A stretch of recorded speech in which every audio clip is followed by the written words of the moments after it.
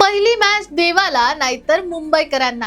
हो, मुंबई इंडियन्सने तब्बल 14 वर्षांनी सीझनची पहिली मॅच जिंकली आहे. त्यामुळे पहिली मॅच देवाला नाहीतर पहिली मॅच मुंबईकरांना. सगळ्यांना वाटलं होतं की पहिली मॅच मुंबई हरतेच, कारण हरायची सवय एक नाही, दोन नाही, तर तब्बल 13 वर्षांची होती.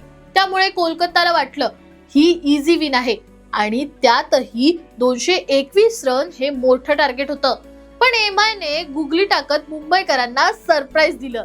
2013 मध्ये जेव्हा मुंबईने पहिली मॅच हरायला सुरुवात केली, तेव्हापासून मुंबई इंडियन्सच्या खात्यात ट्रॉफी यायला सुरुवात झाली. पण आता ट्विस्ट असा आहे की मुंबई पहिली मॅच जिंकलीये, तर मग मुंबई इंडियन्स 2026 ची ट्रॉफी उचलणार नाही का?